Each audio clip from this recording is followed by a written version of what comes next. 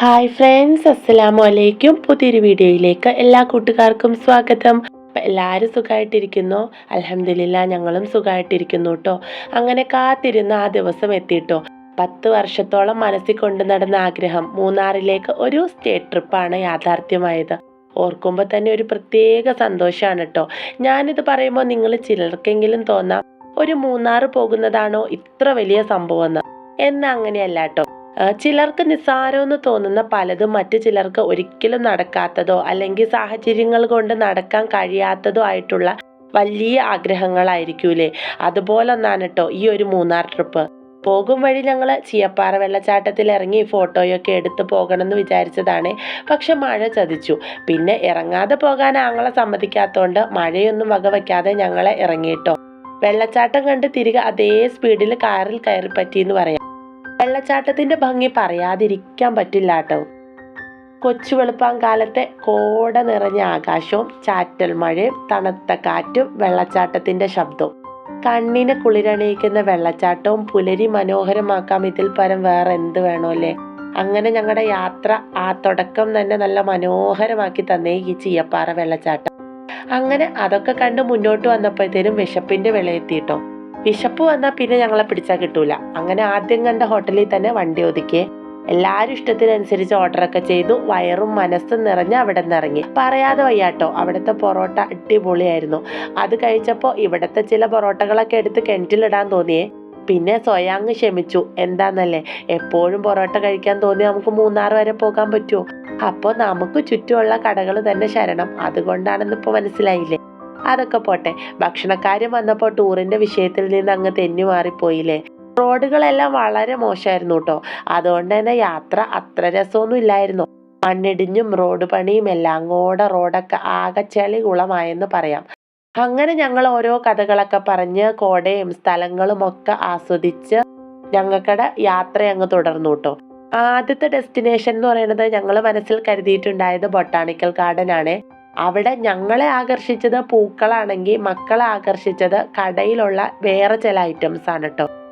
പോകുന്ന വഴിക്ക് കോട വന്ന് മൂടുന്നതുണ്ടായിരുന്നേ. അപ്പോൾ കോടയുടെ കാഴ്ചകൾ ഞങ്ങൾ പൂർണ്ണമായും ഇറങ്ങി നിന്ന് ആസ്വദിച്ചാണ് കേട്ടോ പോയത്.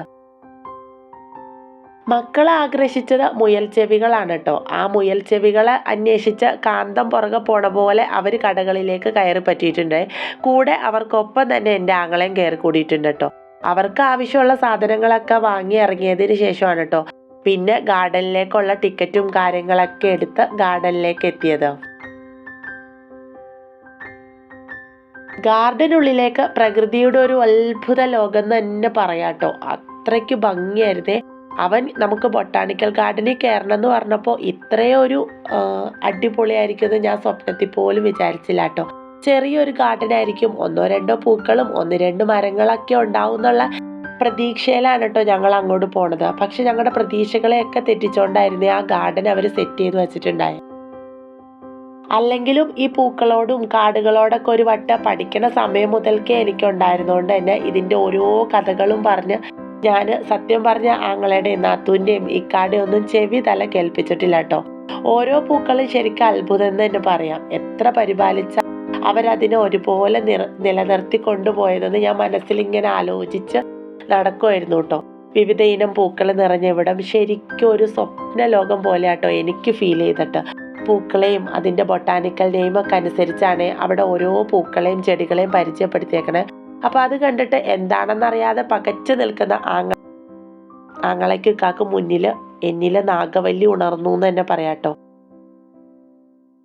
നമ്മൾ പയറ്റി തെളിഞ്ഞ ബോട്ടണി ക്ലാസ് ഒരു നിമിഷ നേരത്തിൽ എൻ്റെ മുന്നിലൂടെ അങ്ങ് മിന്നി മറിഞ്ഞു പോയേ. പിന്നെ അങ്ങോട്ടേക്ക് അവരെ അത് പഠിപ്പിക്കലായിരുന്നു എന്ന് തന്നെ പറയാം. നമ്മൾ പഠിച്ച ഫീൽഡ് അതാണ്, പഠിപ്പിക്കുന്നത് ടീച്ചിങ്ങും. പിന്നെ എന്നിലെ ടീച്ചറും അങ്ങ് ഉണർന്നു.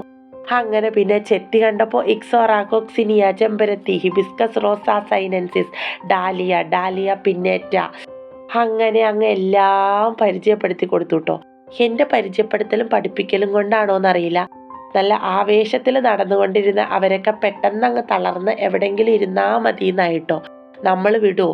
പിന്നെ പൂക്കൾ പറിക്കാനുള്ള ടെൻഡൻസി നമുക്ക് നന്നായിട്ട് തോന്നിയേ, പ്രത്യേകിച്ച് ഞങ്ങളുടെ കൂടെയുള്ള കുഞ്ഞുങ്ങൾക്ക്. കയറി വരുമ്പോൾ തന്നെ അവർ മത്തങ്ങ ബോർഡിൽ എഴുതി വെച്ചിട്ടുണ്ട് കേട്ടോ. പൂക്കൾ അറിഞ്ഞോ അറിയാതെയോ പറിച്ചു കഴിഞ്ഞിട്ടുണ്ടെങ്കിൽ 500 രൂപ ഫൈൻ. അത് മനസ്സിലിങ്ങനെ ഇടയ്ക്കിടയ്ക്ക് ഓർത്തുകൊണ്ടിരുന്നോണ്ട് ഞങ്ങൾ ആസ്വാദനത്തിൻ്റെ ഇടയ്ക്ക് മക്കളുടെ കൈകൾ സൂക്ഷിക്കാനും മറന്നില്ല കേട്ടോ. എങ്ങാനും അബദ്ധത്തിൽ പറിച്ചാൽ വെറുതെ 500 പോക്കുവേ. അതൊരു പൂവിനായിരിക്കും 500, അടുത്ത പൂ പറിച്ചാൽ അടുത്ത 500. അപ്പം പിന്നെ നമ്മൾ സൂക്ഷിച്ചാൽ ദുഃഖിക്കേണ്ടെന്നാണല്ലോ, ഞങ്ങൾ സൂക്ഷിച്ചു കേട്ടോ. അതുകൊണ്ട് ഇറങ്ങും വരെ ആ ഒരു ടെൻഷൻ ഉണ്ടെങ്കിലും മക്കൾസ് മാക്സിമം ഞങ്ങളോട് കോപ്പറേറ്റ് ചെയ്തു കേട്ടോ. അവരും ഈ മായാലോകത്ത് മയങ്ങി നിന്നതുകൊണ്ടാണോ എന്നറിയില്ല, എന്തായാലും പൂക്കൾ പറിക്കാനുള്ള സാഹസത്തിന് അവരും മുതിർന്നില്ല കേട്ടോ. പിന്നെ നടക്കണ വഴിക്ക് വെയിലും കാര്യങ്ങളൊന്നുമില്ല, ഇടയ്ക്കുള്ള ചാറ്റൽ മഴയും നമ്മളെ തഴുകി കടന്നു പോകുന്ന തണുത്ത കാറ്റും പിന്നെ ചുറ്റിനും നിറയെ പൂത്ത് നിൽക്കുന്ന മരങ്ങള്, ഇടയ്ക്ക് വരുന്ന കിളിനാദങ്ങള്, അതുപോലെ നമ്മളെ ചുറ്റി പാറിക്കൊണ്ടിരിക്കുന്ന ചിത്രശലഭങ്ങള്, ഇതെല്ലാം കൂടെ കൂടിയിട്ട് ഒരിക്കലും പറഞ്ഞറിയിക്കാൻ പറ്റാത്ത അത്ര ഭംഗിയായിരുന്നു കേട്ടോ ആ ഗാർഡൻ. സത്യം പറഞ്ഞാൽ പെട്ടെന്ന് കയറിയിട്ട് ഇറങ്ങാനായിട്ടാണ് ഞങ്ങൾ ഗാർഡനിൽ കയറിയത്. ഞങ്ങൾ ഏകദേശം ഒരു ഉച്ച വരെ ഗാർഡനിൽ തന്നെ ചെലവഴിച്ചു എന്ന് പറയാം കേട്ടോ. മക്കളിൽ ലയിച്ച് നടന്ന് ഞങ്ങളെ ഫിഷ് പായിലേക്ക് മാടി വിളിക്കാൻ അവിടുത്തെ ചേച്ചി ഉണ്ടായിരുന്നു കേട്ടോ. കുറേ നേരം ഞങ്ങളെ പ്രലോഭിപ്പിച്ച് ഇങ്ങനെ അങ്ങോട്ടേക്ക് മാടി വിളിച്ചുകൊണ്ടിരിക്കുമായിരുന്നു കേട്ടോ. പക്ഷെ ഞങ്ങൾ അവിടെ കയറിയില്ല. അവിടെ നിന്ന് ഞങ്ങൾ നേരെ വന്നത് ഈ കാണുന്ന സ്വപ്നലോകത്തേക്കാണ് കേട്ടോ. സ്വപ്നലോകം എന്ന് പറഞ്ഞാൽ ശരിക്കും ഇതാണ്. ഞങ്ങൾ അവിടെ വന്ന് നിന്നതേ ആ ബട്ടർഫ്ലൈസ് എല്ലാം കൂടെ കൂടിയിട്ട് അങ്ങ് കൂട്ടം കൂടി പറക്കാൻ തുടങ്ങി കേട്ടോ. അത് ശരിക്കും ഒരു ബട്ടർഫ്ലൈ ചെടിയാണ് കേട്ടോ. അതിലാണ് നിറയെ ബട്ടർഫ്ലൈകൾ മുട്ടയിട്ടിട്ടുണ്ട്, പ്യൂപ്പയായിട്ടുണ്ട്, അങ്ങനെ പറന്ന് കളിക്കുന്നുണ്ട്. അതെല്ലാം കൂടെ കൂടി ഞങ്ങളുടെ ദേഹത്തും കയ്യിലും ഒക്കെ വന്ന് ടച്ച് ചെയ്ത് പറക്കണ ആ ഒരു ഫീല് നമ്മളത് അനുഭവിച്ചാൽ മാത്രമായിട്ട് അറിയാവുള്ളൂ. അത്രയ്ക്ക് മനോഹരമായിരുന്നേ. ഞങ്ങൾ കുറേ നേരം അവിടെ നിന്ന് കഴിഞ്ഞ് ബട്ടർഫ്ലൈസൊക്കെ ആ മരത്തേലേക്ക് തിരിച്ചിരുന്ന് കഴിഞ്ഞപ്പോഴാണ് കേട്ടോ ഞങ്ങൾ അവിടെ നിന്ന് പോരണേ. പക്ഷെ പിന്നീട് വന്ന ആരും അവിടെ വന്ന് നിന്നിട്ട് ആ ബട്ടർഫ്ലൈകൾ അത്രയും ഭംഗിയിൽ പറന്നില്ല കേട്ടോ. 1-2 എണ്ണം പറന്ന് അതുപോലെ തന്നെ തിരിച്ചാ മരത്തേലേക്ക് ഇരുന്നുള്ളൂ. പക്ഷെ ഞങ്ങൾക്ക് എന്തോ കാണാൻ വേണ്ടിയിട്ട് മനഃപൂർവ്വം പ്രകൃതി ഒരുക്കി തന്ന ഒരു ഭംഗിയായിട്ട് എനിക്ക് തോന്നിട്ടോ. എൻ്റെ ഒരു വട്ടാണേ. പക്ഷെ എന്തെന്നില്ലാത്തൊരു അടിപൊളി സീനറി ആയിരുന്നു കേട്ടോ. എൻ്റെ കുഞ്ഞുപെണ്ണ് നല്ല അടിപൊളിയായിട്ട് അത് ആസ്വദിച്ച് ബട്ടർഫ്ലൈസിനെ പിടിക്കാനൊക്കെ നോക്കുന്നുണ്ട് കേട്ടോ. അങ്ങനെ കുറേ നേരം അതൊക്കെ നിന്ന് കണ്ട് ഞങ്ങൾ വീണ്ടും മുന്നോട്ടേക്ക് നടന്നേ. അപ്പോൾ താഴേക്കൂടെ ഒരു ചെറിയ അരുവി ഒഴുകി പോകണുണ്ടോ. എന്തോ അപകടം ഉള്ളതുകൊണ്ടായിരിക്കാം അവരങ്ങോട്ടേക്കുള്ള എൻട്രി പെർമിറ്റ് ചെയ്ത് വെച്ചിട്ടുണ്ട് കേട്ടോ. അവിടെ മൊത്തത്തിൽ കമ്പിവേലിയും കാര്യങ്ങളൊക്കെ കെട്ടി നമുക്ക് അങ്ങോട്ട് ഇറങ്ങാൻ പറ്റാത്ത രീതിയിൽ അതിനെ ബ്ലോക്ക് ചെയ്ത് വെച്ചേക്കുവാണേ. പിന്നെ ഞങ്ങൾ അതിൻ്റെ വക്കം വരെ പോയി ജസ്റ്റ് അതൊക്കെ ഒന്ന് കണ്ട് കേട്ട് തിരിച്ചു പോന്നു എന്ന് പറയാം.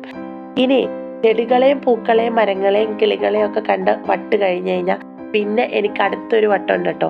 ആ വട്ട് നിങ്ങൾക്ക് ഇതിൽ ശരിക്കും മനസ്സിലാകുകയെ. അതാണ് കേട്ടോ ഊഞ്ഞാല് കണ്ടു കഴിഞ്ഞാൽ പിന്നെ എന്നെ പിടിച്ചാൽ കിട്ടൂല കേട്ടോ. സത്യം പറഞ്ഞാൽ കുട്ടികളുടെ ഊഞ്ഞാലാണെങ്കിലും ഞാൻ ഒന്നെങ്കിലും കയറി ആടി നോക്കി. അതുപോലെ ഒരു ഭ്രാന്താണ് കേട്ടോ ഈ ഊഞ്ഞാലിനോട്. അങ്ങനെ പിന്നെ ആ തണുത്ത കാറ്റൊക്കെ ഏറ്റ് ഞങ്ങൾ അതിൽ കുറേ നേരം നടന്നേ. ഓരോ നടത്തത്തിലും എനിക്ക് 1000 കഥകൾ പറയാനുണ്ടാകും കേട്ടോ. ഞങ്ങളുടെ ബോട്ടണി ലാബിലെ കഥകൾ, സുവോളജി ക്ലാസ്സിലെ കഥകൾ, ഞങ്ങൾ പഠിച്ച കോളേജിലെ കഥകൾ എല്ലാം. സത്യം പറഞ്ഞാൽ നമ്മൾ ഈ ചെടികളോടും മൃഗങ്ങളോടും ഒക്കെ ഇത്രയും അടുപ്പം വരാനായിട്ടുള്ള കാരണം ഞങ്ങളുടെ സുവോളജി ഡിപ്പാർട്ട്മെൻറ്റും അവിടുത്തെ സാർമാരും അതുപോലെ നമ്മുടെ പഠിത്തവും കാര്യങ്ങളും ഒക്കെയാണ് കേട്ടോ. ആ കഥകളെല്ലാം പറഞ്ഞ് മാക്സിമം ആങ്ങളെ നീക്കാനും ഒക്കെ ഞാൻ വെറുപ്പിച്ചിട്ടുണ്ട് കേട്ടോ.